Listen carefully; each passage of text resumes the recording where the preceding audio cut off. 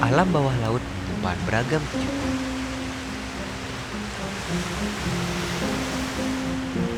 Perairan yang telah dieksploitasi sejak tahun 1800-an ini masih terus memberi berkah.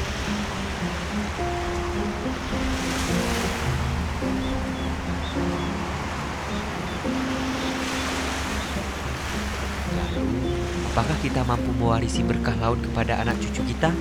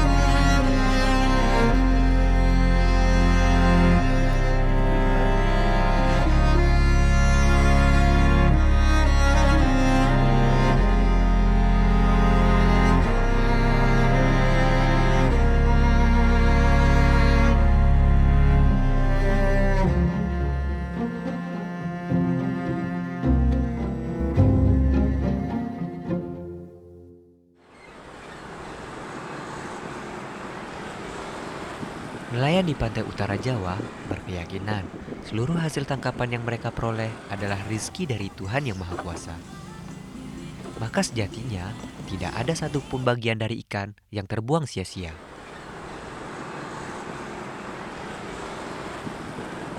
Wujud dari rasa syukur atas nikmat berkah rizki dari hasil laut mendorong masyarakat Pantura melakukan berbagai bentuk penghormatan. Mereka menyebutnya sebagai sedekah laut yang dilaksanakan setiap bulan tertentu pada kalender Jawa. Jadi nelayan itu hasilnya kan dari laut. Jadi kita menghormati yang barokah supaya dapat rezeki yang halal. Jadi kita saling menghormati di laut. Nah, laut tujuannya itu supaya dari nelayan ya diberi keselamatan, lalu kerja bisa lancar, mendapatkan hasil yang luar biasa.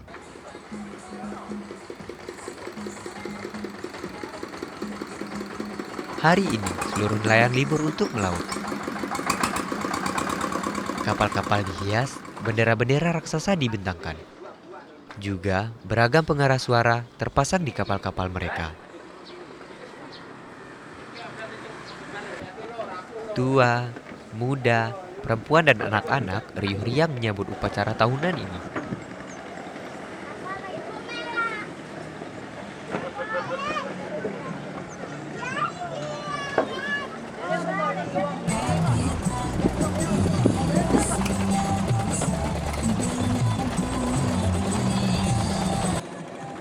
Mereka berkonvoi, memacu kapal-kapal mereka dengan penuh sukacita.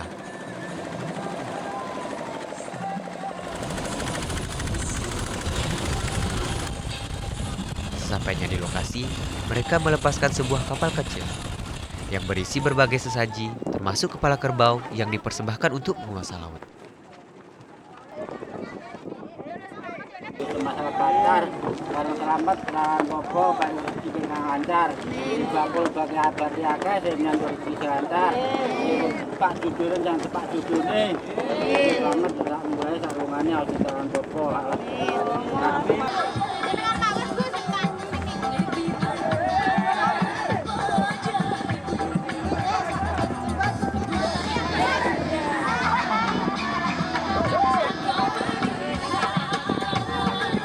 Laut yang terus-menerus menjadi sumber rezeki bagi keluarga mereka.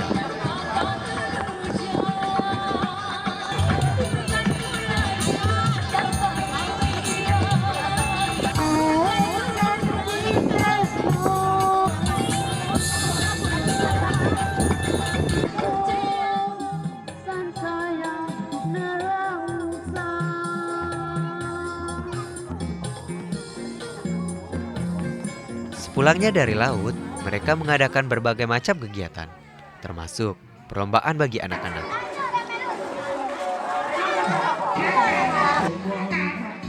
Mereka tampak antusias memenangkan perlombaan demi perlombaan.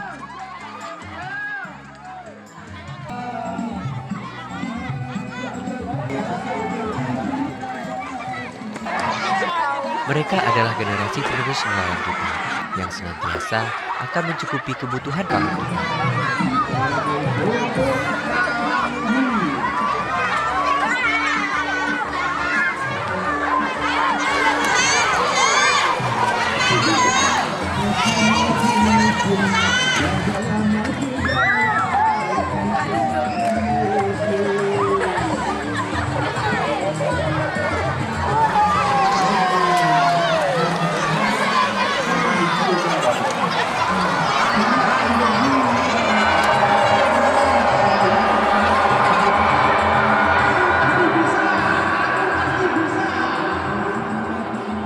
Namun, apakah mereka masih mendapatkan berkah laut dari generasi sebelumnya?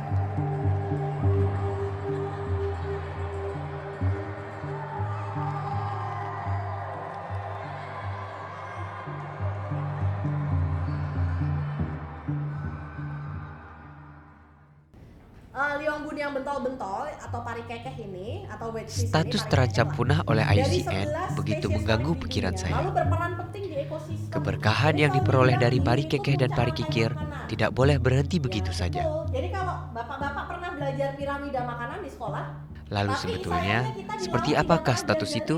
Piramida makanan di laut itu seperti apa?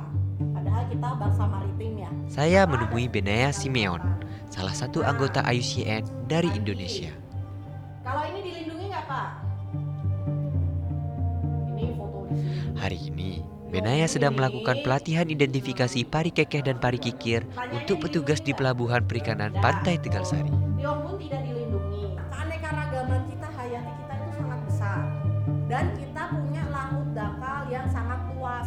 Pari kekeh dan pari kikir dia jadi satu perhatian internasional bersama ya sejak tahun 2019. Tetapi di sisi lain kita juga mendapatkan fakta kalau di Indonesia ini pari kekeh dan pari kikir itu masih ada. Sehingga itu menjadi salah satu harapan kalau di tempat lain hilang, kita bisa melakukan sesuatu di sini supaya keberadaan pari kekeh dan pari kikir ini masih tetap bisa ada di alam. Kak, jadi kalau untuk ancaman sendiri untuk pari kikir dan pari kekeh itu apa sih Kak? Jadi yang pertama, mendrive pertama itu pasti penangkapan berlebih. Yang kedua itu adalah habitat loss atau penurunan populasi karena habitatnya yang rusak atau hilang. Karena dia kan suka di pesisir tuh, di dangkal berlumpur. Dan kita tahu area pesisir itu adalah area yang paling rentan terhadap kerusakan. Nah itu habitat loss menjadi salah satu hal yang mendrive kenapa kedua pari ini mulai sulit ditemukan di beberapa lokasi.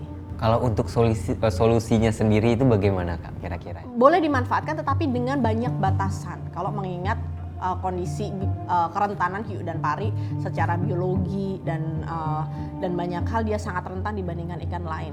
Bisa dimanfaatkan tetapi dengan banyak prasyarat dan banyak batasan. Saya diajak oleh Benaya untuk menghadiri sebuah pertemuan di Semarang.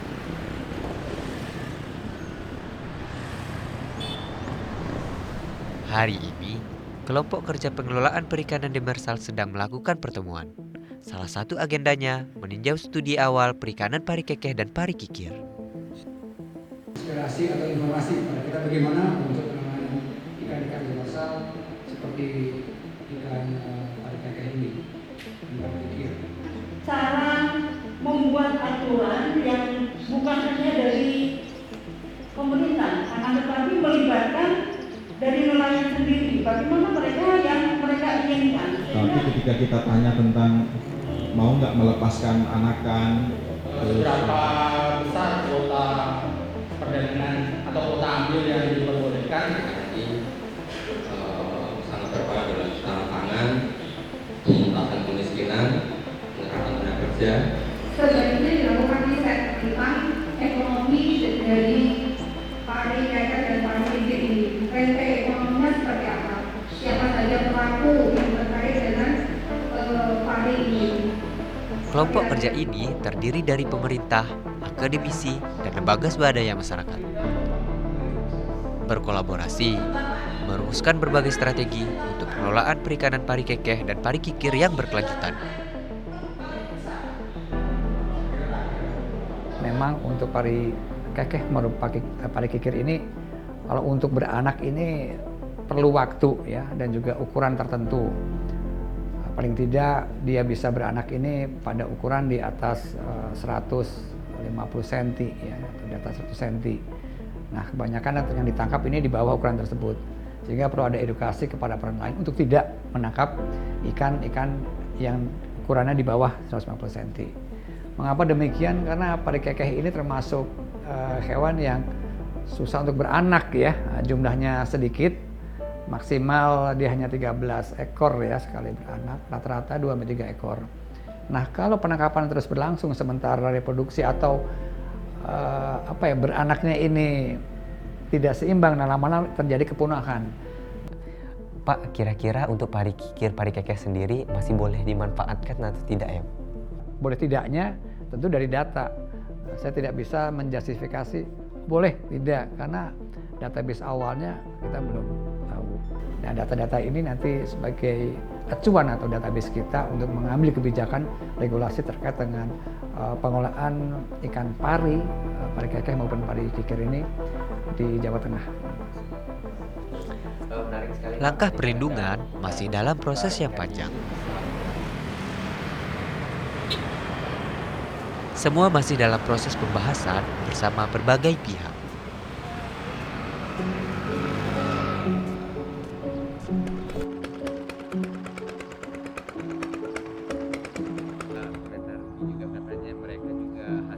Meski sudah resmi masuk Appendix CITES 2, namun pari kekeh dan pari kikir ini belum ditetapkan perlindungannya di Indonesia.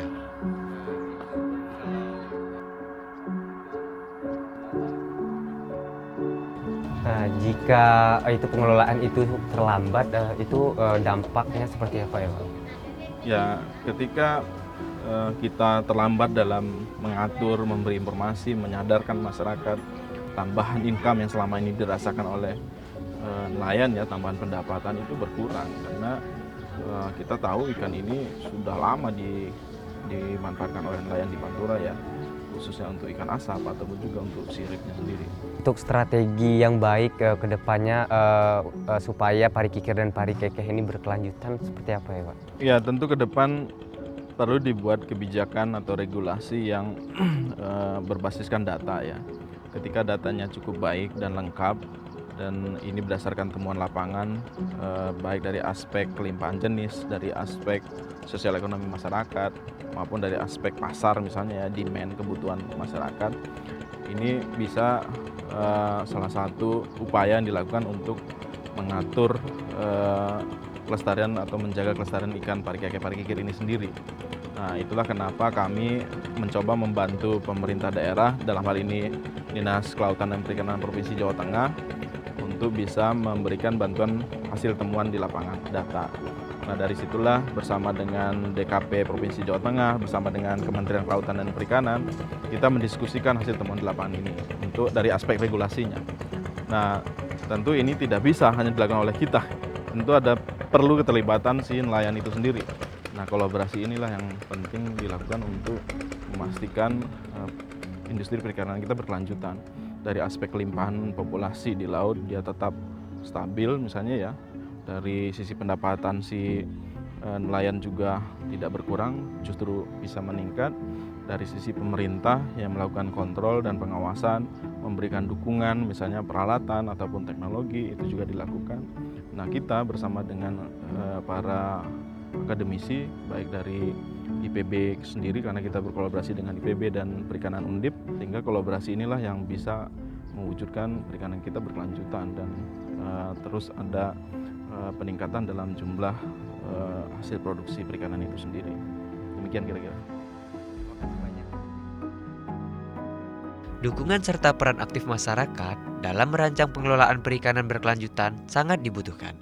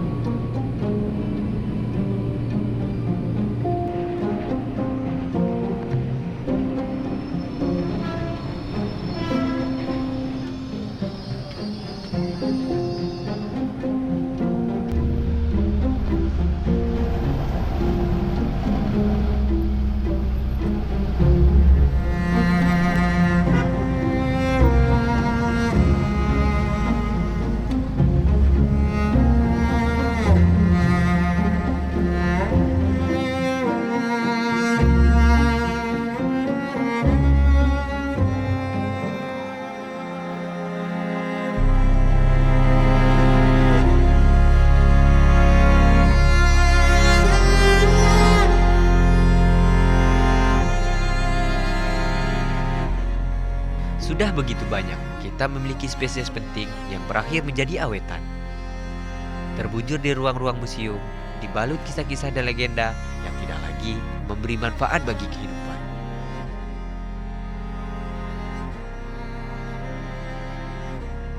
Makhluk yang terakhir berevolusi lebih dari 200 juta tahun lalu harus tetap ada sebagai makhluk yang bersimbiosis di habitatnya,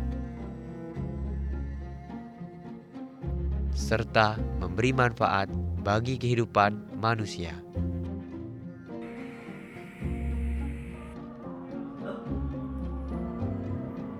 Dari kisah-kisah mereka, ikan yang dulu kita anggap sebagai makhluk kutukan, nyatanya telah banyak memberi manfaat yang besar.